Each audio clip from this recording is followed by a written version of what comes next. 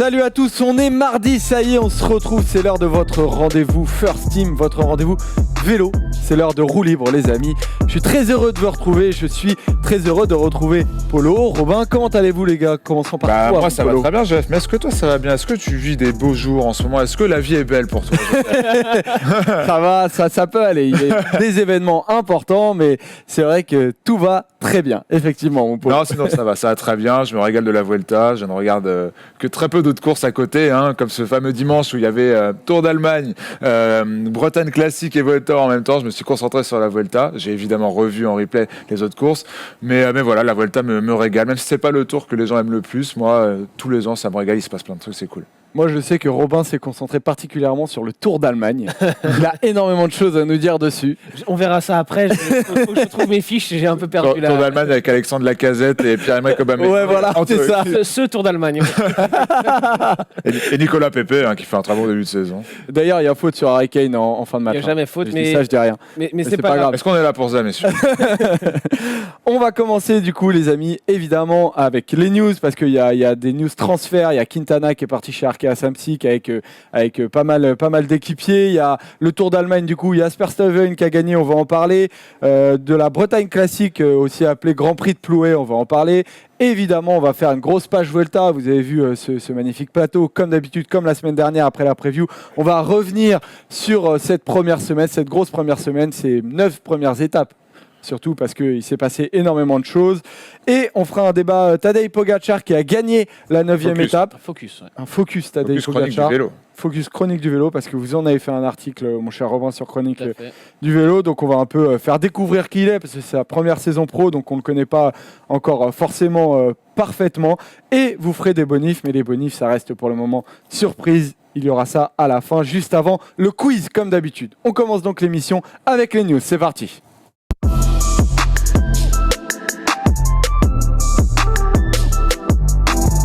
On en a beaucoup parlé, c'est la première news, ça y est, c'est enfin officiel. Nairo Quintana a rejoint Arkea Samsic. Voilà, bienvenue Nairo, bienvenido Nairo, ça y est, c'est fait. La quatrième langue là. Degemer. C'est en breton? Ouais, c'est ça, c'est en breton. Ah oui, Degemer Mat Nairo. Voilà, c'est en breton. Je suis pas sûr qu'il apprenne à parler breton, mais en tout cas, c'est une phrase en français dans la petite vidéo de présentation. Il a dit bonjour Arkea Samsic ou quelque chose comme ça. J'ai pas vu, mais je vais m'en régaler d'écouter ça. Bon, ça y est, c'est officiel. Polo, ton avis pour rappeler un peu ce que tu avais dit sur ce transfert-là? Très bien pour les deux parties. Pour Quintana, je sais pas, mais en tout cas pour Arkea Samsic, c'est un super coup. En plus, il vient pas tout seul. Hein. Il vient avec Amada, il vient avec Diego Rosa aussi. Diego Rosa, ouais. C'est ça. J'avais peur de dire une bêtise. Mais en plus, c'est toi, Polo, qui a fait le deuxième template qu'on va voir avec les 4 recrues. Je sais. Enfin, je l'ai fait, je l'ai mis. Hein. C'est Arkea Samsic qui l'a fait évidemment, et son frère derrière aussi. C'est cool parce qu'il va vraiment être dans une bonne. Il vient pas tout seul. Il va vraiment être dans un bon environnement pour s'adapter en douceur à cette équipe Arkea qui est quand même ça va être un énorme changement pour lui. Il sort d'un giron vraiment très hispanophile. Là, il va arriver même pas en France, en Bretagne. On sait que c'est très ancré breton. Ça va vraiment être un énorme changement pour lui, mais voilà, avec des objectifs importants. On le voit sur cette Vuelta, il est encore capable de briller sur un grand tour, voire même de gagner un grand tour. Il lui reste pas beaucoup de saisons pour le faire, mais je pense que voilà, il y a des grandes chances qu'il le fasse encore, que ce soit peut-être plus sur un Giro ou sur une Vuelta. Ça peut être dur sur le Tour de France, mais voilà, et ça remet du coup Arkea au premier plan, et ça c'est très cool pour la formation française. On se met la déclat de Nairo Quintana. Erwan, si tu peux nous mettre ça dans le barco, magnifique, merci. Je cherchais une équipe dans laquelle j'allais être heureux. Mes ambitions restent élevées, restent les mêmes, et elles sont élevées. L'objectif est de se battre pour gagner le Tour de France. Polo, commencez à en parler. Robin, est-ce que toi tu penses capable dans les 3 prochaines années de gagner le Tour de France encore? Gagner le Tour, non, je pense pas, mais c'est pas propre à l'équipe Arkea. C'est propre à Nairo Quintana, et s'il était resté chez Movistar, j'aurais eu la même analyse. Après, comme dit Paul, c'est une très très bonne nouvelle pour Arkea. Il y a eu une petite, pas une frayeur, mais des rumeurs un peu différentes ces dernières semaines. On parlait de UAE qui serait rentré dans la danse. Comme Arkea n'avait pas officialisé, on savait pas trop ce qu'il en était en coulisses. Je pense qu'Emmanuel Hubert et toute l'équipe bretonne, et ils sont très contents d'avoir officialisé ça, que désormais ce soit fait, voilà, qu'on sache que Nairo Quintana maintenant est là, que tout soit signer et c'est très bien aussi, comme dit Paul, qu'ils viennent pas tout seuls parce que plus que des équipiers, je pense que voilà, c'est son frère, c'est la famille et Winner Anacona et Diego Rosa sont des amis. Donc parce que des équipiers en montagne, il en aurait eu déjà d'autres chez Arkea, c'était pas le souci. Mais voilà, qu'il ait des Colombiens qui soient là pour l'aider dans son intégration et des gens dont il est déjà proche, ça va aider et je pense que ça aurait été une énorme erreur de faire venir seulement Quintana et de le parachuter comme ça dans un environnement très français qui connaît absolument pas, avec quasiment personne qui parle sa langue. Voilà, là au moins, il sera pas complètement dépaysé. Et puis Winner Anacona et Diego Rosa sont des excellents coureurs. Au-delà du fait qu'ils soient des proches de Quintana, il faut oublier que Diego Rosa c'est un peu perdu chez Ineos et Sky. Winner Anacona, voilà, d'ailleurs c'est autre chose. D'ailleurs c'est l'affectif, c'est leur Viviani, c'est comme Viviani côté Cofidis. Mais voilà, Diego Rosa quand il était à Astana faisait top 5 par exemple des Strade Bianche, il est tout à fait capable. Un excellent coureur. Bon, il a 30 ans mais ça commence à être Winner Anacona en rôle de coéquipier a toujours régalé, donc non, c'est très très très bien pour Arkea. On avance dans les news et on passe après cette news transfert. On parlera tout à l'heure de Carapaz au moment de peut-être ta bonif. C'est pas sur Carapaz, mais on en parlera tout à l'heure. On en parlera puisqu'on va parler beaucoup de Movistar aussi dans le débat. Donc. Exactement. Pour le moment, on parle du Tour d'Allemagne qui a eu lieu donc cette semaine. Il y avait, on le rappelle, 4 étapes sur le Tour d'Allemagne. On va découvrir en template le vainqueur du Tour d'Allemagne, vainqueur. Pour le moins, on va le dire, inattendu. Jasper Stuyven qui a gagné devant Colbrelli et Lampart. Il gagne pas d'étape, Jasper Stuyven, Robin. Mais voilà, c'est un coureur qu'on connaît bien, qui tourne beaucoup autour, mais voilà, qui est souvent placé. Mais cette fois, ça y tient une victoire. Ouais, une belle pointe de vitesse, mais pas un pur sprinter. Donc c'est pour ça qu'il a du mal à claquer des étapes. Après, ce Tour d'Allemagne, ce qui nous a beaucoup intéressé surtout, c'était la reprise de Julien Lafilippe.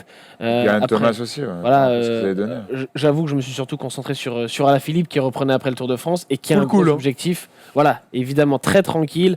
Il a joué la gagne sur aucune étape, alors que sur le papier, ça aurait pu lui correspondre. On aurait été au mois d'avril, il en aurait sûrement claqué une ou deux. Mais voilà, là, il a son objectif qui sera le 29 septembre, si je dis pas de bêtises. C'est les championnats du monde, la course en ligne. Il a quasiment un mois pour arriver au top. Thomas Voeckler, le sélectionneur, le sait. C'est un gros défi pour Julien Lafilippe de se remettre dans le rythme, de réussir à être de nouveau à 100% à la fin du mois de septembre. Mais il a repris après le Tour de France pour ça, parce que sinon il aurait pu terminer sa saison. Elle était déjà très réussie. Il s'est relancé dans l'entraînement pour ça. Et je pense que quand il a un truc en tête, il sait faire le maximum pour en tout cas être présent le jour J. Donc voilà, il reste 26 jours. Et puis il fait pas les mêmes heures que l'année dernière. On a vu Alaphilippe arriver complètement rincé sur les championnats du monde. Là, les gens pouvaient se demander pourquoi il vient sur le Tour d'Allemagne finalement pour faire un rôle de même pas de coéquipier. On l'a vu essayer d'emmener un sprint à un moment pour un de ses coéquipiers. Je sais même plus lequel. Je sais même plus qui était le sprinter sur la Quick Step. Casper Asgreen qui a gagné une étape. Ouais. Il a gagné en échappée. Il y avait Evenepoel aussi, mais tu vois par exemple l'étape que remporte j'ai un trou de mémoire, Stibar. Là où Stuyven fait 2, c'était une étape qui aurait pu lui correspondre. Mais voilà, c'était important, je pense aussi, de faire une rentrée et de rouler aussi quand même à haute intensité dans un tour avec mine de rien, un plutôt beau plateau où ça roule vite puisque il y a eu beaucoup de sprints, donc beaucoup de tension, notamment dans les derniers kilomètres. C'était important de se remettre dans le rythme pour Alaphilippe et aussi pour un Geraint Thomas. Je pense que ce tour pour eux, en tout cas, ce Tour d'Allemagne servait à ça. Et puis, il faut rassurer aussi Thomas Voeckler, ton sélectionneur, lui montrer que tu cours, que tu reprends le rythme petit à petit. Tu peux pas ne pas courir et demander à être sélectionné à la fin du mois de septembre. Donc voilà, et les 4 vainqueurs d'étape sont donc Pascal Ackermann, Christophe qu'on a vu en photo tout à l'heure, Casper Asgreen et Sonny Colbrelli. Voilà, exactement. Merci à Roy. Oui, il n'y a pas d'étape gagnée par Stibar. Tu m'as. Ouais, mais attends, mais je pense que tu confonds avec Casper Asgreen. Sonny Colbrelli a gagné la dernière. Enfin, c'est sa 2e victoire de la saison. Ça fait longtemps lui aussi qu'il tournait autour. J'ai confondu avec Asgreen, mais pardon, voilà. C'est Asgreen qui remporte l'étape. C'était un quick step, mais j'étais persuadé que c'était Stibar. Et l'étape où Asgreen gagne, c'est l'étape où Jasper Stuyven prend le contrôle parce qu'il n'a pas gagné cette étape, mais il était dans le groupe qui finit devant et c'est comme ça qu'il a pris le maillot de leader. Voilà, c'est terminé pour le Tour d'Allemagne. On va désormais passer à la Bretagne classique Ouest France que vous connaissez aussi sous le nom de Grand Prix de Plouay. Ça restera le Grand Prix de Plouay. Plouay. Voilà, ça restera pour certains le Grand Prix de Plouay. Comme elle est. Mais il y a une appellation un peu plus internationale maintenant. Bon voilà, faut s'ouvrir désormais. La Bretagne s'ouvre sur la Colombie. T'es très capitaliste sur l'international. Exactement. Aussi, parce que c'est une belle course. Je trouve que le parcours est vraiment très intéressant. C'est une classique. On ne sait pas si elle est pour un rouleur, on ne sait pas si elle est pour un sprinter, on ne sait pas si elle est pour un grimpeur. En fonction de la physionomie, ça peut être pour l'un des trois. Donc et cette année, elle est pour Seb Van Mark du coup en costaud qui a gagné donc cette Bretagne classique. Il a gagné devant Tige Benoît et Jack Egg. Solide Seb Van Mark au moment moment où il est parti avec Tige Bennett.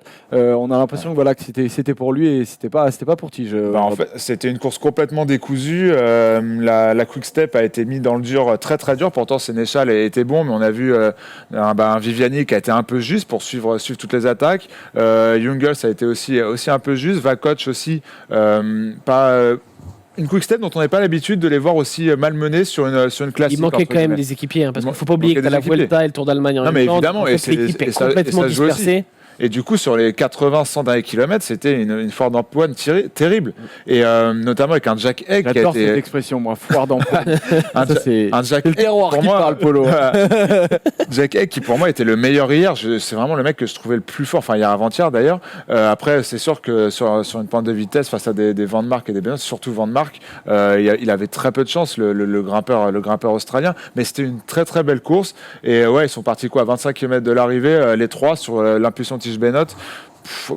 Le bon coup, après derrière ça s'est regardé. C'est de moins en moins une course pour sprinter, de toute façon, le Grand Prix. C'est Viviani qui l'a gagné l'année dernière. Ouais, alors, mais si on fait je crois pas que ce soit l'année dernière, il y a 2 ans. Mais si on fait, l'année dernière, c'est Nassen. Nassen et Viviani à 2 ans. Et si on regarde sur les 5 dernières années, il y a un sprint, peut-être 2, mais je veux dire, c'est vraiment le nouveau parcours aussi aide et laisse finalement des ouvertures pour des gros rouleurs, voilà, des gars comme Seb Van der Mark qui sont des Flandriens au départ, et même s'il n'y a pas de pavé sur cette course, qui peuvent tirer leur épingle du jeu. Ça fait plaisir de voir une course d'un jour assez ouverte comme ça, qui ne se destine pas forcément aux sprinters. Et à noter pour Van der Mark, c'est seulement sa 8e victoire en pro. Il gagne rarement. Alors cette année, il avait déjà gagné, mais voilà, c'est un garçon qui n'a pas l'habitude de lever les bras, souvent placé. Donc c'est important pour lui, malgré tout, de gagner un niveau World Tour, une grosse classique. Donc voilà, tant mieux pour lui. Donc voilà, et en plus, après sur la déclat, on va voir le démarrage, mais cette magnifique photo qu'on a où on le voit en train de lever les bras et que franchement, il est très beau ce maillot. Bien sûr. C'est le plus beau du peloton. Dès que je le vois, je le trouve très beau. Et avec derrière donc Tige Bennett et Jack Egg qui ont été battus. On voit la déclaration de Seb Van der Mark, forcément heureux à l'arrivée. Il a expliqué comment tactiquement il avait un peu vécu l'étape. Bennett a attaqué. Je suis parti avec lui à la bascule. Je me suis dit que la victoire était pour moi. J'étais confiant car je savais que j'allais plus vite au sprint. Il n'a même pas attendu le sprint parce qu'il avait battu Tom Bonnen sur le Het Nieuwsblad au sprint 2012, il me semble. Le jour où il s'était révélé. 7 ans après, il a encore une belle pointe de vitesse. Voilà, exactement. Et ce qui est intéressant aussi, c'est qu'il disait en arrivant qu'il n'avait pas de bonnes sensations, qu'il se trouvait hors de forme, qu'il n'avait pas de rythme. Et j'aimerais bien ne pas être hors de forme comme lui. Il a fait un peu le basket là, vu que c'est la rentrée. J'aimerais bien me mettre hors de forme comme lui. Paye ta licence d'ailleurs, toi. Ouais, on verra. Je vais payer avant. Voilà, il a fait le même mois d'août que toi, Seb Van der Mark. Il est un peu plus fit quand il est en coupure.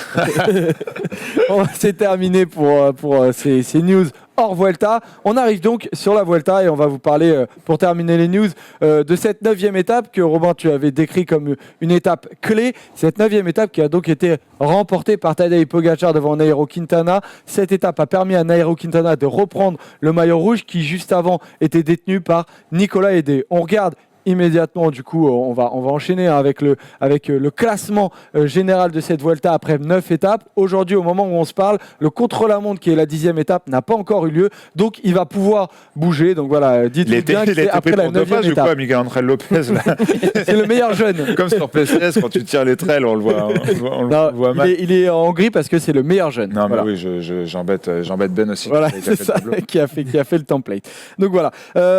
Polo, est-ce que tu penses aujourd'hui que Nairo Quintana a pris assez d'avance pour le contre-la-montre ? Non, pas moi, Joseph. Non. Nairo Quintana, on y reparlera tout à l'heure, dans quelques minutes même pas, fait une très bonne... Attends, on me souffle en régie, ça me stresse. Non, Nairo Quintana n'a pas du tout pris assez d'avance pour le contre-la-montre. Roglic, logiquement, s'il n'y a pas chute, s'il n'y a pas problème mécanique ou quoi, devrait reprendre du temps, il devrait reprendre beaucoup de temps dès aujourd'hui.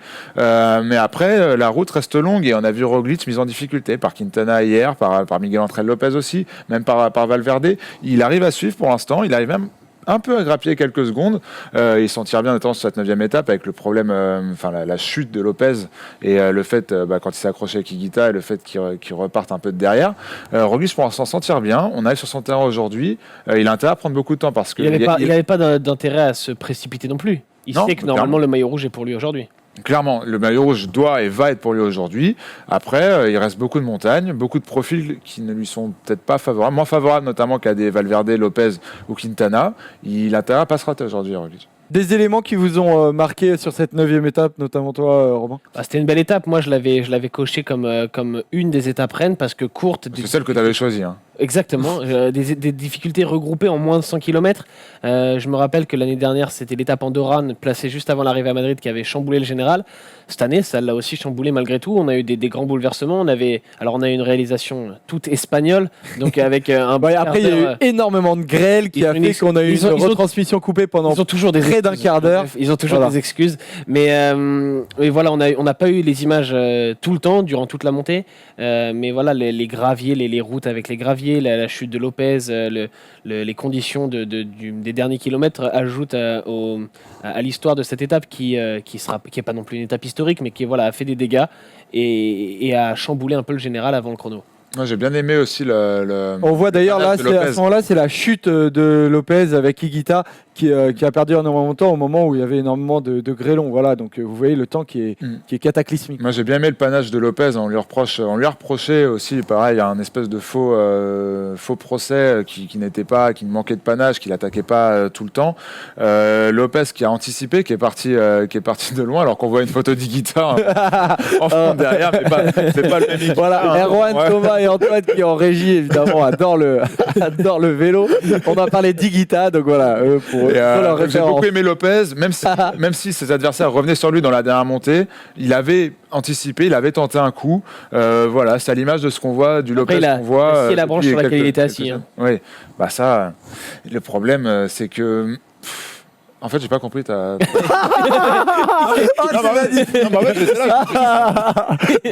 voyais qu'il avait il a cité la branche sur laquelle il était assis. Il s'est coupé les ailes tout seul, je veux dire. Il est parti, il s'est tué lui-même. Ouais, bah oui et non, parce que les mecs étaient pas encore revenus, et puis. Les mecs n'étaient pas encore forcément revenus sur lui. Et puis il fallait le tenter. C'est bien aussi. J'aime le Lopez qu'on voit depuis un an sur différentes courses. En tout cas, tu as été très honnête. Ouais, c'était soit ça, soit je faisais un blanc un peu gênant. Autant on l'a joué honnête. Hein. Et tu noteras que la métaphore est pas mal finalement. Oui, mais c'est bien dit. C'est une belle, c'est une belle métaphore. On regarde, pour terminer ces news, on va regarder à nouveau le classement général de la Vuelta parce que ça va ouvrir sur le débat. Nairo Quintana, vous le voyez, est premier. Alejandro est 4e. Alors, on va se demander si oui ou non, du coup, le classement général est pour le moment une bonne chose pour la Movistar. Il y a eu énormément de critiques qui ont plu sur eux. Donc, on va pouvoir tout de suite lancer le débat parce que cette question, je le sens, Polo et Robin, vous divise. Donc, on peut y aller tout de suite pour le débat. C'est parti.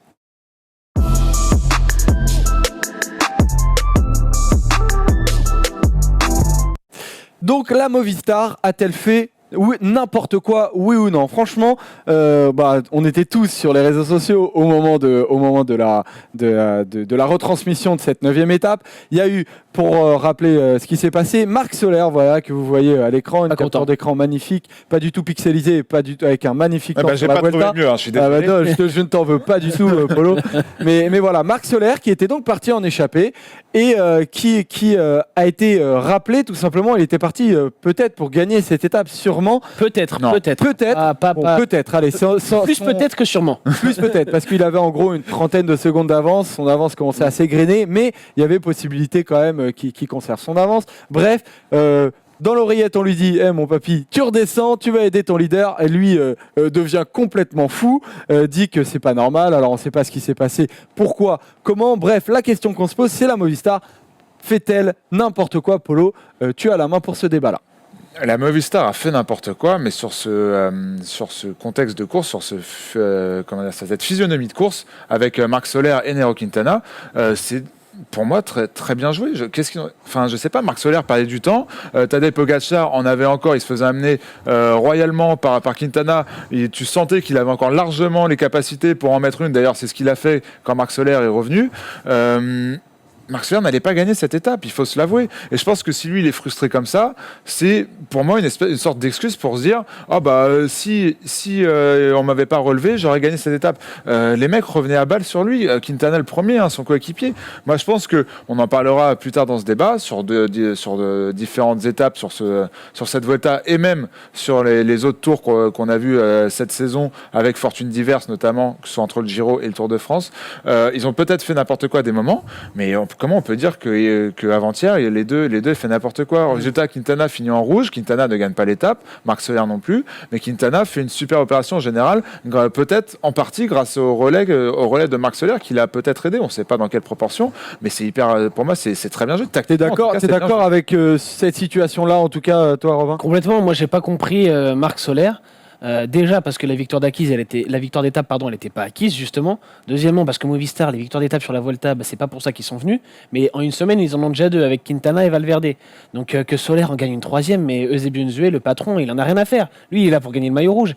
Et surtout, Soler, il veut quoi? Il veut être leader chez Movistar. Il est pas au bon endroit. Il a Carapaz, Landa, Quintana et Valverde dans son équipe au début de la saison. Il pensait qu'on allait lui donner carte blanche sur un grand tour. Il faut qu'il parte ailleurs si c'est ce qu'il veut. Il faut qu'il confirme surtout après son Paris-Nice. Voilà, tu vas pas être leader juste parce que tu as gagné Paris-Nice il y a 1 an et demi. En tout cas, Pablo Lastras, qui est le directeur sportif de la Movistar sur cette Vuelta, il l'a repris de volée. Il lui a dit calme-toi, bien sûr. Calme-toi. Bien sûr.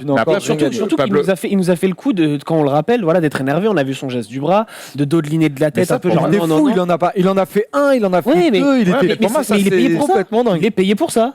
Il est équipier, il est lieutenant et il sait qu'il arrive sur cette Vuelta. Au début, il y avait Carapaz de prévu, donc 3 leaders. Lopez était le lieutenant numéro 1. Il n'était pas prévu ou en tout cas dès le départ, il n'était pas prévu que Carapaz, Quintana ou Valverde se sacrifient pour les autres leaders. Mais en tout cas, c'est la première fois que ça arrive comme ça à ce point-là, qu'un leader, qu'un coéquipier pète un plomb à ce point-là. Il y a Barguil, il y en a d'autres qui n'ont pas attendu leur leader, mais comme ça, de manière aussi spectaculaire. Barguil qui n'attend pas Kelderman. Voilà, c'est ça. Mais c'est pas pareil. Et Kelderman, c'est pas Quintana, c'est pas Valverde. Et là, tu as 2 gros leaders. Quintana est en train de prendre le maillot rouge. Voilà, exactement. J'ai pensé mais Quintana est en train de prendre le maillot rouge. Valverde est 4e du général. C'est normal que tu les aides. C'est ton job, tu es payé pour ça.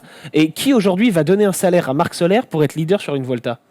Qui trouve, Puis t'as un Roglic derrière qui est tombé à cause d'une moto qui est en difficulté. T'as un Lopez qui est tombé qui est en difficulté, qui sont un peu loin. Il y avait des écarts à faire. Et il fallait tout faire pour mettre des écarts. Tu dois creuser sur Lopez. Lastras, Unzué, ils sont pas fous. Ils savent qu'il y a le contre-la-montre aujourd'hui. Ils savent que Roglic, il faut le mettre le plus loin possible. Bon, finalement, l'affaire n'a pas été aussi bonne parce que Roglic a fait une très bonne fin de montée. Mais c'est pour moi, ce coup-là, il reste très bien. Oui, si Soler n'aide pas, peut-être que Lopez perd moins de temps. Alors, qu'est-ce qu'on peut reprocher, Paul, à la Movistar? Tu as commencé à dire qu'ils avaient fait un peu n'importe quoi. Sur quels aspects? Déjà, sur l'aspect communication sur cette étape. Tu as parlé de l'Astras tout à l'heure. Il paraît, je l'ai lu, je ne sais plus où, que l'Astras, encore avant, quelques secondes avant qu'il relève Marc Soler, était en train d'encourager à fond Marc Soler, qui est en train de gueuler en lui disant vas-y, celle-là, elle est pour toi, celle-là, elle est pour toi. Et du coup, ça contraste un peu avec justement le fait que l'Astras l'ait recadré à la fin de l'étape. C'est qu'il y a vraiment dans cette équipe, autant la tactique hier était. Mais la stratégie se fait pendant la course, Polo. Tu peux pas savoir avant. C'est ça, mais en termes de communication, c'est catastrophique. Ils ont déjà changé 2 fois de leader. Oui, et là, je pense qu'avec le résultat d'avant-hier, ils vont rechanger une 3e fois de leader. Mais tu changes. Peut-être que dans ton esprit, le numéro 1 et le numéro 2 ont changé. Mais je veux dire, Quintana et Valverde font leur course. Et c'est comme ça depuis le départ. Movistar, c'est la seule équipe sur cette Vuelta qui a 2 leaders au niveau. Les 2 mecs qui font leur course. Et oui, il y a un jour Quintana est meilleur, le lendemain c'est Valverde, mais pour l'instant moi j'ai pas vu Quintana clairement bosser pour Valverde, ni l'inverse. Si, dans Mas. Quand il attaque alors que Valverde est 4e du groupe et qu'il a mal. Il paraît que c'est une stratégie. Valverde, il a dit que c'était la stratégie d'essayer de mettre en difficulté les adversaires. Lui restant dans les roues, n'attaquant jamais, c'est une bonne tactique puisque les adversaires étaient obligés de bosser. La tactique a été bonne dans Mazda Costa. Ouais. Moi, je pense que le problème. Quintana, s'il fait un écart et que ni Roglic ni Lopez bouche le trou, Quintana roule pour lui aussi. Ce qui est important là-dedans, justement, c'est la communication chez Movistar. Je te dis, ils ont commencé la Vuelta en disant disant Valverde, Quintana est le leader. Valverde l'a même dit lui-même. Au bout de 3-4 jours, on se dit Valverde il est plutôt en forme finalement. Il gagne à Mazda Acosta. Quintana finit un peu plus loin, perd du temps. Et puis Quintana a perdu du temps aussi à Javalambré, il me semble. Oui. Il perd une quarantaine de secondes. Finalement c'est Valverde le leader. Et là on est en train de se dire mine de rien c'est peut-être Quintana le leader. Mais t'as les deux. Qui est en rouge. T'as les deux. Finalement, Oui, mais Paul, t'as pourquoi la ils le journée de disent pas repos, t'as un Pourquoi mec ils le en disent rouge pas et l'autre à 40 Pourquoi ils secondes. font pas comme Ineos sur le Tour de France? Ils disent, nous, on a 2 leaders et les 2 leaders vont se tirer la bourre et on Et pour verra. moi, c'est ça depuis le qui début, gagne. en fait. Et à partir du moment où il y a une hiérarchie qui se dégage, l'autre bossera pour lui, comme Chez Geraint Thomas l'a fait. Movistar, ça a toujours été comme ça. Le leader, c'est Movistar. C'est Quintana, Valverde, ils s'en moquent. Le but, c'est de faire le meilleur résultat. Si tu peux, de mettre tes 2 gars sur le podium, mais que ce soit Quintana ou Valverde qui gagne cette Volta, Movistar, je pense qu'ils s'en fichent. Alors, il y aura peut-être une petite préférence pour Valverde, parce qu'une Zue aime Valverde, parce que Quintana s'en va, mais foncièrement, ils sont là pour gagner la Volta. Et c'est juste que la vérité du jour n'est pas forcément celle du lendemain, donc forcément ils adaptent leur stratégie. On n'est pas chez Sky où tout est ultra clair et où Bernal est tellement fort, ou Thomas est tellement fort, ou alors les années précédentes Froome, que tu peux te permettre de ne jamais bouger d'un iota sur ta stratégie, d'utiliser tous les jours les mêmes expressions de langage face à la presse pour faire comme si tout était très clair. Alors peut-être que Movistar gère moins bien la situation que Ineos, oui, sans doute, c'est même sûr, mais ils ont aussi pas Après, les ils l'ont leaders. parfaitement géré, par exemple, sur le Giro qu'ils ont Exactement. remporté, que Landa a terminé 4e, voilà, avec le tableau que Polo, tu nous as fait. Disons que ils ont parfaitement géré l'adversité de Nibali et de Roglic sur le Giro. Ils gèrent en ce moment assez bien celle sur la Vuelta, ou pas, Polo, par rapport à Roglic? Moi, j'ai déjà Landa. Pour moi, c'est pas Quintana, c'est pas Valverde. Quintana et Valverde n'ont pas cette fibre d'équipier qui a pu développer Landa. Landa, il a une fibre d'équipier. Sur le Giro. Landa, il a une fibre d'équipier. Il a toujours été équipier. On l'a mis, d'ailleurs, quand on l'a mis leader, à chaque fois, il a pas assumé. Que ce soit avec Astana. Oui, mais il a parfaitement géré son rôle d'équipier sur le Giro. Il a parfaitement été Carapaz. La seule fois où Landa, là, tu vas voir que Valverde, il va pas attaquer Quintana. Sur le Giro, il avait Carapaz en rose. Tu voulais qu'il fasse quoi? Il pouvait pas l'attaquer. La seule fois pour moi où Landa n'a pas joué son rôle de coéquipier, c'est quand il a attaqué Aru, quand il l'a pas attaqué, mais quand il a suivi Contador sur le Mortirolo, alors qu'Aru était lâché. Mais sinon, que ce soit chez Sky ou même chez Astana et même chez Movistar, je suis désolé, le dévouement qu'il a fait pour Carapaz sur les derniers jours du Giro, je n'ai jamais vu Valverde faire ça pour un de ses leaders, et je n'ai jamais vu Quintana le faire aussi. Mais parce que ces mecs-là, Valverde et Quintana, ont toujours été tellement surprotégés chez Movistar qu'ils n'ont jamais été considérés comme des équipiers. Ils n'ont jamais vraiment eu à se mettre au service de quelqu'un, mais parce que la situation, de mon point de vue, ne s'est pas vraiment présentée. J'ai vu malgré tout Valverde bosser pour Quintana sur les Tours de France en 2014-2015. Et ça a abouti à quelque chose d'assez correct en 2015 où les deux montent sur le podium derrière Chris Froome. Moi, je pense que Movistar sait gérer ça. Peut-être moins la superposition de leader, peut-être moins que l'équipe Ineos, oui. Mais j'ai vu certains sur les réseaux sociaux notamment dire que le Giro de Movistar, c'est un coup de chance. Non, on peut pas dire ça. C'est un tour parfaitement géré. Et pour moi, quand Movistar se plante, notamment sur le Tour de France, on l'a vu avec le tableau de Paul, avec Quintana 8e, Valverde 9e. C'est pas une question de stratégie. C'est un Quintana qui n'a pas les jambes, un Valverde qui ne peut plus vraiment jouer. Qui peut pas vraiment jouer le général sur le Tour de France. Un Landa qui d'ailleurs, tu l'as pas mis dans ton tableau, mais termine devant, mais qui a la malchance avec cette chute le jour des bordures où Barguil le percute. Voilà, il tombe le mauvais jour parce qu'il perd 2 minutes dans l'histoire. Donc si Movistar rate son Tour de France, c'est pas une question de stratégie. Et Movistar a réussi son Giro et Movistar est en train de réussir sa Volta. Qu'est-ce qu'on peut demander de plus? Et pour rajouter un peu à ce que tu dis, parce que finalement, on va se l'avouer, on était plutôt d'accord à la base pour commencer ce débat, mais on a trouvé affaire à discuter. Mais en fait, vous êtes d'accord tous les deux, mais vous êtes pas d'accord avec la majorité des gens sur les réseaux sociaux. Parce que moi, j'ai trouvé qu'ils se sont fait beaucoup taper dessus. Oui. Et comme ça, n'hésitez pas dans les commentaires à dire pourquoi, selon vous, la Movistar fait-elle n'importe quoi? Parce que ça arrive que Polo et Robin soient plutôt d'accord et convergents. C'est ce genre de phénomène de mode sur les réseaux sociaux. C'est Quintana, la Movistar fait n'importe quoi. Quintana suce les roues. Miguel Ángel Lopez suce les roues. Parfois, tu lis des trucs, des espèces d'idées préconçues qui rentrent finalement dans l'esprit des gens. Et là, non, je suis désolé, la Movistar ne fait pas n'importe quoi. Et c'est pas l'impression qu'ils ont une arme de guerre en fait monstrueuse, qu'ils ont des talents incroyables. On voit les résultats. Et en l'occurrence, ils ont gagné avec Carapaz sur le Giro, mais qu'ils pourraient faire encore mieux en fait, en gérant mieux, tactiquement certaines choses. S'ils gagnent le Giro cette année, là, ils sont quand même plus ou moins bien partis. Ils sont en tout cas en course pour remporter aussi cette Vuelta. Quid de Roglic, on verra comment Roglic va terminer, s'il arrive à prendre beaucoup de temps aujourd'hui. Mais là, ils sont premiers et quatrième. Donc, ça se juste sur le long terme, en fait, pour l'instant, au moins cette saison, sur le plan comptable, pour l'instant, c'est parfait. Et même cette année, j'ai quand même l'impression que Valverde et Quintana bossent de manière intelligente ensemble. J'ai Valverde sur la deuxième étape, quand il a mis Quintana. En parlant de ça, moi j'ai vu des gens dire c'est mal joué sur la deuxième étape. T'as Quintana devant, tu vas pas le faire se relever parce que Valverde il a pas réussi à prendre le bon groupe. J'ai l'impression vraiment, on lit des trucs aberrants sur Movistar parce qu'ils arrivent pas à gagner partout. Il ferait des erreurs stratégiques. Moi, le deuxième jour, je vois Quintana qui reprend du temps à tous les favoris. D'où c'est mal joué. Et puis sur Java-Lambré, on a reproché à Valverde d'attendre Quintana. Mais si à chaque fois, tous les jours, l'un est un peu moins fort que l'autre et on dit à l'autre d'attendre l'un, ça, c'est la meilleure tactique pour finir 4e et 5e. On voit les déclarations d'Alejandro Valverde puis de Nairo Quintana. On pourra les enchaîner, Thomas et Erwan. Alejandro Valverde qui dit « Au général, nous sommes tous les deux présents avec Nairo en tant que leader et moi également bien placé. La course sera différente après contre la montre Roglic et Superman, donc Miguel Angel Lopez, c'est son surnom, sont très forts. » Et Nairo Quintana qui a donc enchaîné, voilà, je me vois en jaune.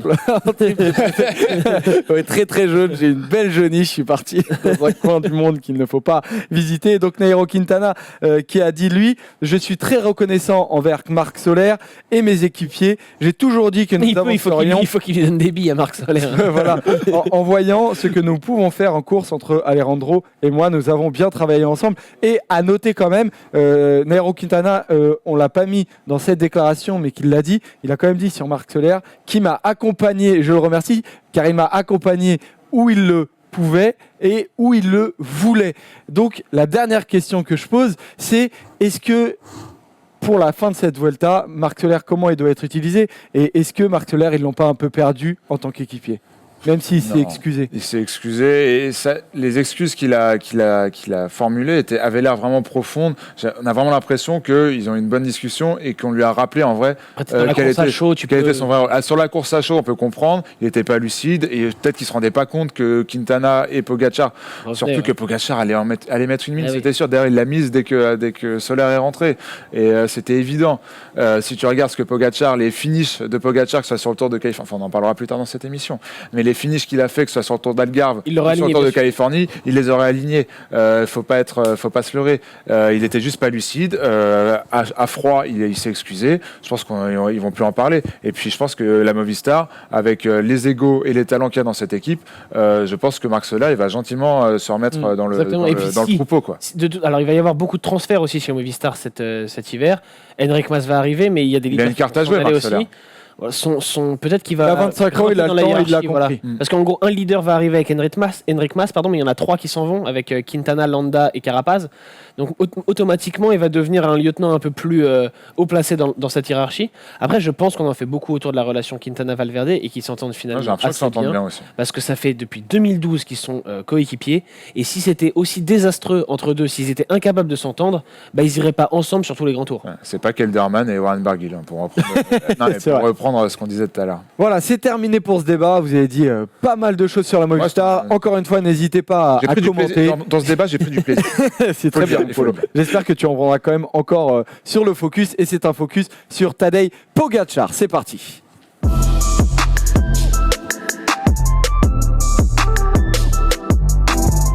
Focus chronique du vélo, vous allez voir. Chronique du vélo, pour rappel, ceux qui ne connaissent pas Chronique du vélo, c'est le site de Robin. Il y a des gens qui ne connaissent pas voilà. La Bible.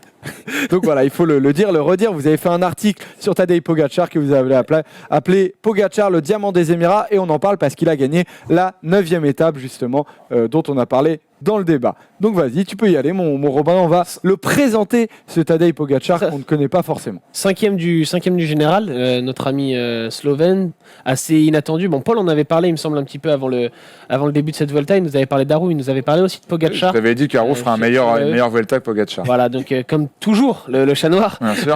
Mais voilà, Pogacar nous a beaucoup impressionné depuis le début de saison. Pour rappel, il est le vainqueur du Tour de l'Avenir l'année dernière et il a été le plus jeune vainqueur d'une course par étape World Tour avec sa victoire sur le Tour de Californie au mois de On a mai. d'ailleurs son palmarès depuis un an dont tu commences à parler. Palmarès depuis un an, Tour de l'Avenir 2019, Tour d'Algarve 2019. Alors ça, c'est son CV, 20 ans. Il a eu 20 ans le 21 septembre. Ouais. Le 21 Bientôt, septembre. donc bientôt 21 ans. Bientôt 21 ans et il est pro depuis 7 saisons. 6 victoires d'étape, dont deux courses par étape. Et on est Et le palmarès dont tu commençais à parler, Robert. Oui, tout à fait. Donc, Tour de l'Avenir il y a un an, Tour de l'Algarve en début de saison où il avait remporté une étape et où personnellement, c'est là qui m'a le plus impressionné parce qu'il a joué cette semaine, il a couru cette semaine comme un vieux briscard alors que c'était au mois de février, il était pro depuis 2 mois. C'était une de ses premières courses comme professionnel. Bon, il avait fait le Tour Down Under, mais c'était vraiment une de ses premières courses. Il gagne une étape de montagne, donc déjà, fallait être costaud. Et ensuite, sur l'étape Rennes, mais il a géré, mais vraiment comme s'il avait gagné des courses et des tonnes de courses par étape déjà dans sa carrière chez les pros. Et il a surveillé les autres leaders qu'il y avait, notamment Wout Poels, et pour remporter ce classement général, à seulement 20 ans, avec 1 mois et demi, 2 mois de professionnalisme dans les jambes. Personnellement, j'avais été bluffé. Je m'étais dit, bon, c'est le mois de février, tout le monde n'est pas encore au top. Peut-être que lui est bien plus en forme que tout le monde. Faudra voir, mais finalement, on voit que les mois suivants ont fait que confirmer ça avec la victoire en Californie, qui l'a fait entrer, comme j'ai dit, un peu dans le livre des records. Et la suite, c'est ce Tour d'Espagne, son premier grand tour, où on le voit déjà à son avantage, 5e du général, quasiment à mi-course. Ça veut dire quelque chose, même si il perd beaucoup de temps sur les étapes qui vont venir. Ça voudra dire quelque chose qu'il a réalisé jusqu'à maintenant. Donc on sait que les vainqueurs du Tour de l'Avenir sont rarement des fausses promesses, très très régulièrement, pour pas dire quasiment dans 100% des cas, il y a une carrière qui suit derrière, qui est à la hauteur des attentes. C'est le cas avec Egan Bernal, mais ça a été le cas avec Esteban Chavez, avec Warren Barguil, avec David Gaudu qui se montre aussi. Donc voilà, les vainqueurs du Tour de l'Avenir ne sont pas des espoirs qui se perdent ensuite très rapidement. Et il y a très peu de déchets dans les Tadej vainqueurs du Pogacar, Tour de l'Avenir. Je pense qu'après On rappelle les derniers vainqueurs du Tour de l'Avenir. Allez, on peut y aller. 2018, Pogacar. 2017, Egan Bernal. 2016, David Gaudu. 2015, Marc Soler. 2014, Miguel Angel Lopez. Et avant, il y avait Chavez, Barguil. Donc, Quintana, Chavez. Quintana et surtout Romain Sicard. Voilà. Et 2009. Quelques ratés. Il y en a quand même. Mais la grande majorité font du bel quand même. Et je pense que derrière Egan Bernal, alors il y a Quintana aussi, même si ça date un peu plus, mais c'est un des vraiment gros phénomènes. Ouais, mais il y a beaucoup de gros phénomènes là. Tu finissais là-dessus, du coup ça me fait penser quand tu penses aux Belges, t'as Evenepoel, Van Aert, t'as Van Der Poel qui arrive aussi. Enfin, il y a une génération. Enfin, il y a un vrai. D'ailleurs, une grosse pensée pour Björk Lambrecht, aussi, dont on n'a pas parlé dans qui a dû faire partie de cette génération dorée, évidemment. Mais Tadej Pogacar, ce qu'il faut après. C'est un des rares sur les courses par étapes, par contre, parce que la plupart des mecs que tu cites sont des spécialistes de course d'un jour. Et à part Bernal, il n'y avait pas grand monde sur les courses par étapes. Pour l'instant, parce que j'attends de voir Remco Evenepoel plus tard, avec plus de maturité, plus de coffre, ce qu'il peut faire sur les courses par étapes. Même un Van Der Poel, dont les limites ne sont connues de personne. Il fait partie de ce package de talentueux, de jeunes talentueux. Donc avant la Vuelta, sur la preview, Polo, tu voyais un peu plus sa route. Tu disais que Pogacar allait sûrement viser une étape. Il est 5e du général. Est-ce qu'il t'a impressionné ? En apprentissage, il apprend vite. Pareil, tu l'as dit qu'il a lancé sa saison sur le Tour Down Under où il fait un bon Tour Down Under. Juste après, il gagne le Tour d'Algarve. Il fait un super Liège-Bastogne-Liège aussi, on l'a pas dit, où il fait un top 20. Il a à 20 ans, c'est quand même assez fou. Et ce qu'il faut savoir avec lui, c'est que c'est aussi un excellent rouleur. Champion national de Slovénie, il n'y avait pas Roglic certes, mais il bat quand même du Mohoric sur cette course. Donc lui, il va pas être emmerdé aujourd'hui, par exemple, contrairement à des Quintana ou à des Lopez. Lui, il va reprendre du temps sur ces gens-là aujourd'hui. Après, à son âge, est-ce que peut-être 3 semaines, c'est pas trop ? On verra. C'est la première fois qu'il va avoir une découverte, voilà. Découverte. Et en tout cas, sa première semaine. Tous les jours, à partir de maintenant, en fait, il est en découverte, puisqu'il a jamais, à part chez les amateurs, mais chez les pros, il a jamais couru si longtemps. En tout cas, sa première semaine est parfaite. Et si on se souvient du premier tour, notamment d'Egan Bernal, vu que leurs trajectoires sont quand même très similaires, notamment leur parcours sur le Tour d'Avenir, leur victoire sur le Tour de Californie, l'année qui suit leur victoire sur le Tour de l'Avenir, leurs parcours sont assez similaires. On se souvient d'Egan Bernal qui a très très bien fini le Tour de France l'an passé.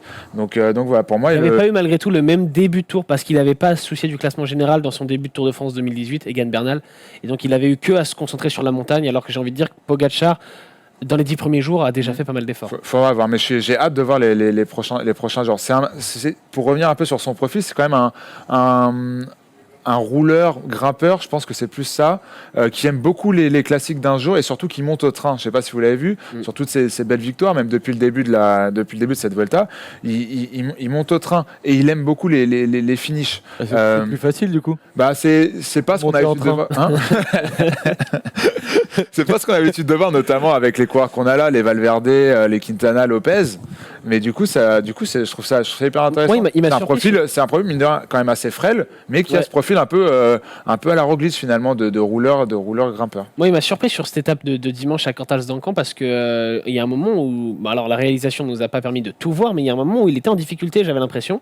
En queue de groupe, ils étaient encore 6 ou 7 et on avait l'impression que c'était le moment où Pogacar allait lâcher. Et finalement, moi, je me disais déjà être dans les 10 derniers à son âge, s'il fait top 10 de la Vuelta, c'est déjà beau. Et finalement, il s'est refait la cerise tout seul, je sais pas comment, et c'est lui qui fait la sélection, c'est lui qui attaque et c'est lui qui va gagner cette étape. Donc il y a un moment, il était sans doute en difficulté et il a réussi à passer outre ce passage un peu compliqué dans l'ascension finale pour finalement reprendre du temps à tout le monde. Et je veux dire, les 4 premiers du classement général aujourd'hui sont des mecs qu'on a énormément l'habitude de voir à ces places-là. Et juste derrière, c'est lui.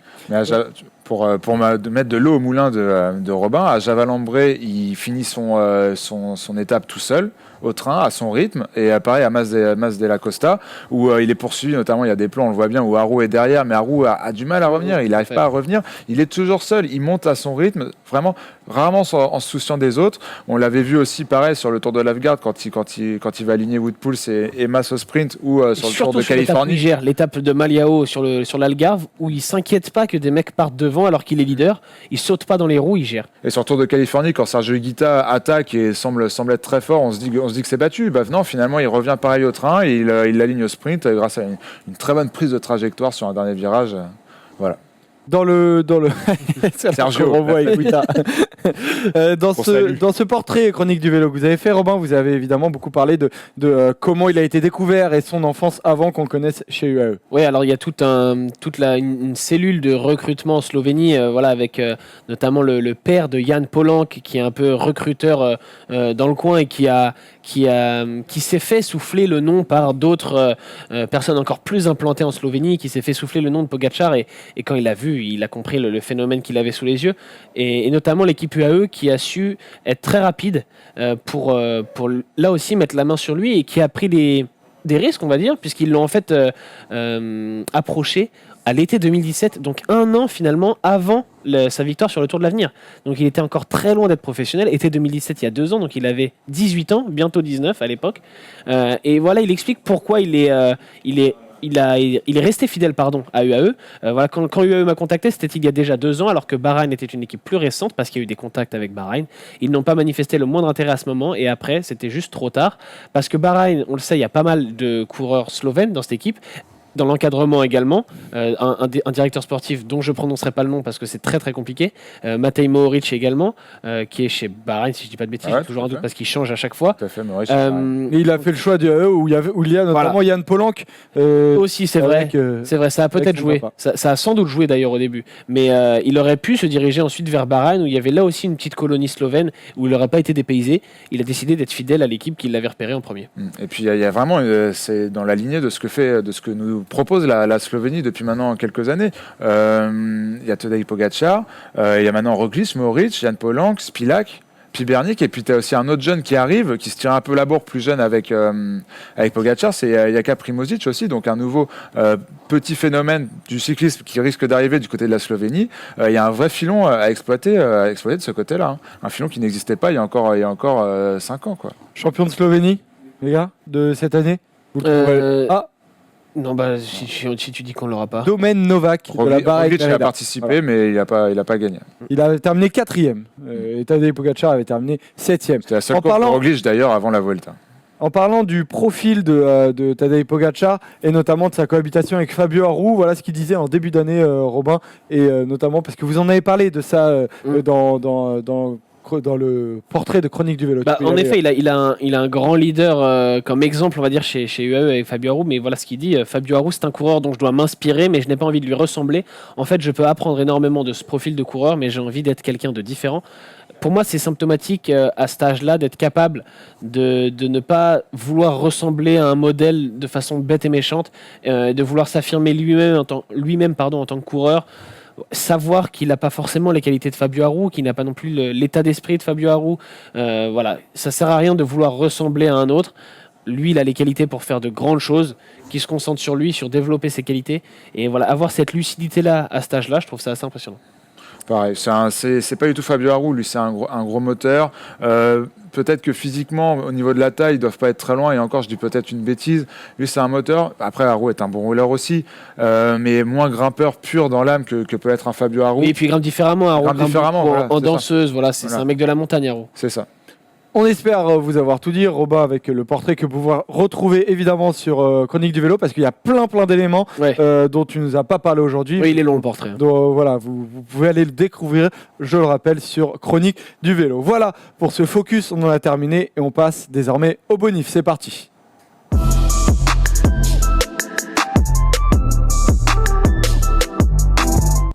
La première, c'est celle de Polo, parce que je sens en plus, Polo, que là, tu vas dresser un petit tacle.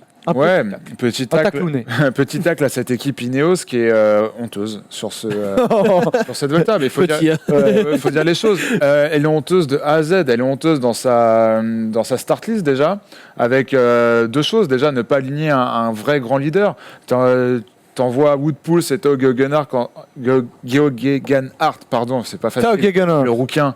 T'envoies les deux en espèce de co-leader, faux co-leader. Tu te demandes si c'est pas plutôt Wout Poels qui le sera, mais Tao c'est la jeunesse. Ça pouvait marcher, non ? Hein ? Ça pouvait marcher. Ça pouvait marcher, oui. Bah, j'y croyais plus. Là, il est 43e à 38 minutes pour vous dire. J'y croyais. Puis t'as l'histoire à Kenny Elissonde et David Delacruz, parce que la pression médiatique espagnole a voulu de David Delacruz sur la Vuelta. Apparemment, c'est son agent, David Delacruz, qui a fait pression, comme il est en fin de contrat, et l'agent qui est très influent, Ineos ne voulait pas se le mettre à dos. Oui, voilà, il y a de ça. D'ailleurs, il me semble, j'ai peut-être une bêtise, tu sauras peut-être plus quand même, et que c'était aussi lié, il y a peut-être une petite relation avec le transfert de Carapaz aussi dans cette histoire. C'est un agent bien implanté en Amérique du Sud qui bosse notamment pas mal avec Savio et qui a ramené des garçons chez Savio, et on sait que Savio et Ineos ensuite ça bosse aussi pas mal, notamment Bernal, Sosa. Et donc Elissonde en a fait les frais. Elissonde en fait les frais. David Delacruz n'était pas là à la base, c'est que je pense que chez Ineos on savait qu'il n'était pas en forme. La preuve en est sur cette Volta. Il est 40e à 34 minutes. Et puis à ce côté... Illusion, il s'est replacé avec l'échappée. Il est revenu 2 ou 3e du général de la Oui, c'est vrai qu'il se prend toutes les échappées de la Cruz. J'avais même pas fait gaffe. Et encore, il est encore loin, tu vois, c'est ça qui est fou. Ouais. Et puis en plus, à côté de ça, tu as cette équipe Ineos, donc l'organisation fait la gueule. Ils l'ont dit. Déjà, on l'avait vu dès le premier contre-la-montre par équipe, où la place qu'ils ont, je crois qu'ils finissent 11e ou 12e, bah, c'est pas une place à laquelle on a l'habitude de les voir. Ça fait longtemps qu'on n'avait pas vu un gros raté comme ça d'Ineos tactiquement, sur plein d'aspects. Parce qu'ils n'ont pas un vrai gros leader, et du coup, bah, ça ne pousse pas l'équipe, que ce soit le staff ou même les coéquipiers, à être à fond concentré, hyper focus pour aller se battre pour la victoire, parce qu'ils savaient déjà, ils se le savaient entre eux, je pense qu'ils le savaient, que personne n'allait pouvoir gagner cette Volta chez eux, et je pense que ça change tout dans la préparation d'un grand tour. Et puis à côté de ça, il y a aussi le fait qu'en plus qui soient mauvais, ceux qui demandent toujours les meilleurs hôtels, toujours avoir les meilleures conditions, ceux qui mettent le plus de pression à l'organisation, et ça, l'organisation de la Volta n'aime pas du tout. Donc c'est dommage, parce que quand ils performent et qu'ils crèvent l'écran, à la limite, on peut comprendre, sachant qu'ils ont aussi beaucoup de budget, mais là par rapport à une équipe Movistar, une équipe Astana, ils n'ont pas à être mieux traités que les autres, et l'organisation de la Volta fait un peu la tronche. On parle en bonif, Robin, tu parles en bonif d'un autre homme, c'est Esteban Chavez. Ouais, j'en avais parlé avant le départ, non pas avant le départ, dans la émission de la semaine dernière, mais qui était après le départ de la Vuelta. Voilà, parce que j'aime beaucoup Esteban Chavez. Chavito. Et on voit sur cette photo, il a été pas très chanceux, disons, sur l'étape de dimanche où il a un problème avec son vélo, il doit récupérer celui d'un coéquipier qui est pas du tout à sa taille. On voit, c'est vraiment. Alors je sais pas si c'est cette photo. Ça, je crois effectivement, c'est après la Gaïna quand il est en train de courir après pour rattraper son temps. Mais il y a une photo juste avant. Thomas et Erwan, si vous pouvez la mettre, une imprime écran effectivement qui est assez pixelisée, où on le voit avec ce vélo qui est donc d'1m80 alors que lui fait 1m60. Oui, c'est ça. C'est pas du tout à sa taille. Bon, alors c'était assez loin de l'arrivée, et vu qu'après, je le redis encore une fois, on n'a pas eu toutes les images dans la montée finale. Je ne sais pas ce qu'aurait fait Esteban Chavez s'il n'avait pas eu ce problème. Est-ce que ça lui a vraiment coûté ou pas ? En tout cas, il est 14e du général. C'est quand même pas très très loin. Quand je disais que je croyais en Esteban Chavez, que j'avais envie de le revoir à un bon niveau, ça voulait dire plus ou moins top 10. S'il fait un top 10, je pense qu'il sera assez content de lui.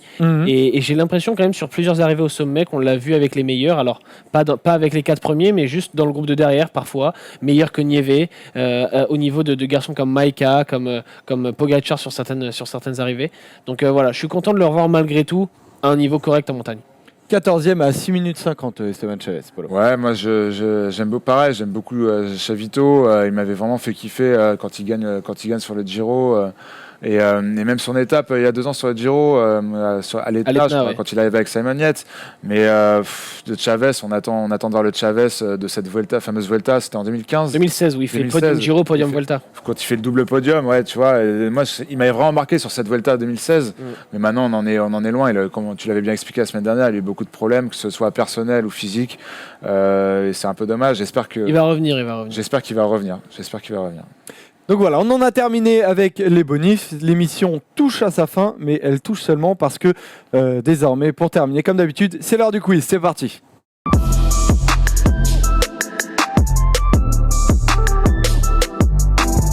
Ce quiz qui cette semaine ne sont que les gars des questions toutes simples que vous allez devoir deviner. Il n'y a pas de ou, il y a simplement devoir deviner. Excusez-moi, purement et Le simplement. premier qui répond a gagné. Je viens de repenser au quiz de la semaine dernière. J'ai eu un Que tu as magnifiquement gagné, il est vrai, Polo, qui va perdre les pédales. On va voir si Polo va conserver son Donc on statut répond leader. dès qu'on a la réponse. Voilà, dès que vous avez la réponse, vous pouvez crier si vous voulez. Attends, si ça vous intéresse. attention. On est d'accord, c'est une réponse chacun et après on Non, là, redire une réponse. là- Non, ça va être la caca. Ah, soyez- c'est pas le chef, Joseph, mais Mais attention. ça peut être la cacophonie, c'est Que- pas grave. que Parce ton que là, jeu ça soit- va que être ton jeu assez, soit ça peut maîtrisé. être assez rapide. Joseph veut dire qu'on ne se trompera pas. Ah, voilà.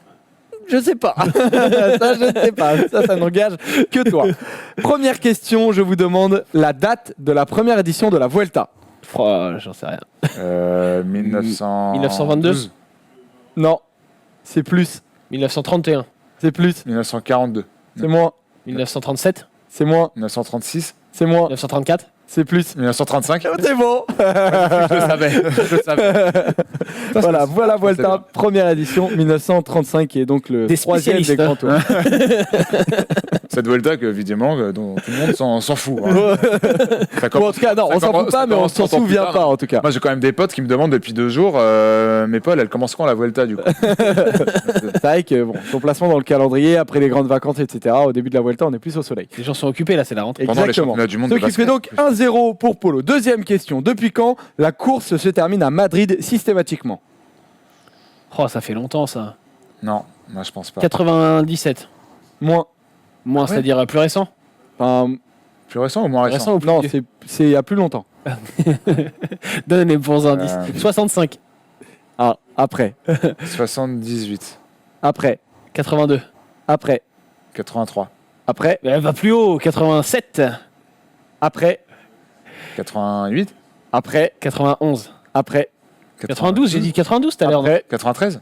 Après. 94. C'est bon. Mais j'avais dit quoi en premier Putain, moi mais c'est dur. Te dis 65, quelque chose comme ça. Non, je j'ai dit sais un truc plus, dans mais les années c'était 90. très Ouais. très loin. N'essaye pas de négocier Moi, sur le j'ai- marchand de tapis. ouais, Il y a 2-0 pour Polo. Troisième question. On va voir si vous êtes bon en géographie.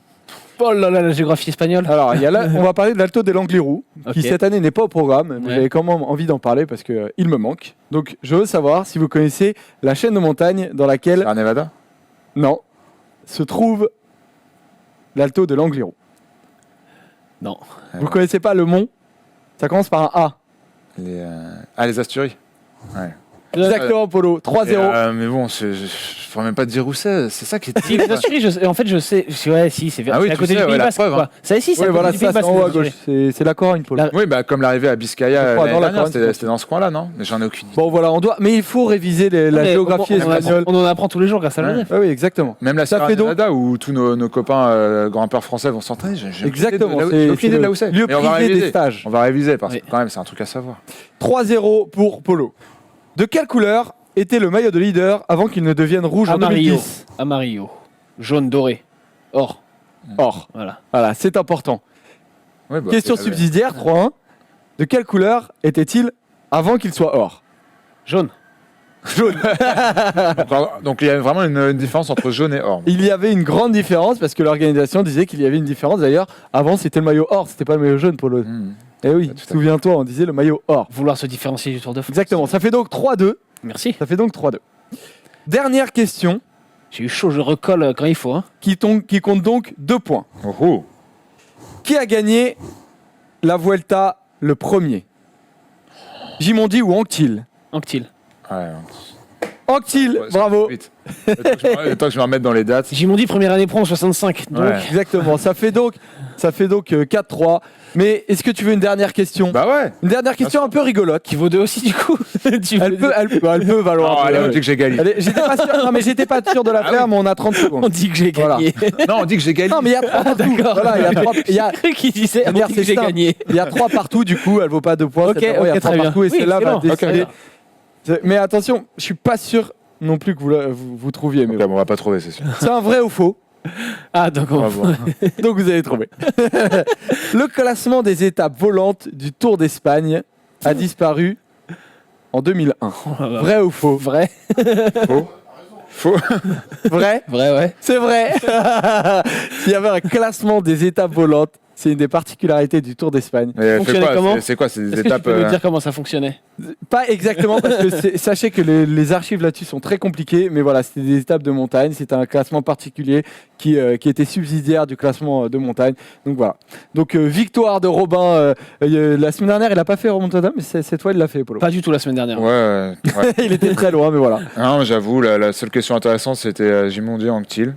Et il a été, Ah, il remet en question ton il a- quiz. il a- il a- il a été le meilleur sur cette question. Non, les maillots, Je l'ai bien c'est pas senti. mal. je l'ai bien senti. Oui, mais bon. Qui n'était pas le. J'aurais le maillot or, j'aurais pas eu le jaune. Donc voilà, c'est terminé sur cette victoire de Robin, les amis. Merci Polo quand même. Merci de à ta vous, les gars. C'était participation. une très bonne émission. Très cool. J'étais content d'être là. Merci à toi, mon Robin. Merci, Joseph. On se retrouve évidemment la semaine prochaine, mardi prochain, pour une nouvelle émission de la Vuelta et de Roue Libre. À la semaine prochaine. Ciao. Salut. Bisous les rouleurs.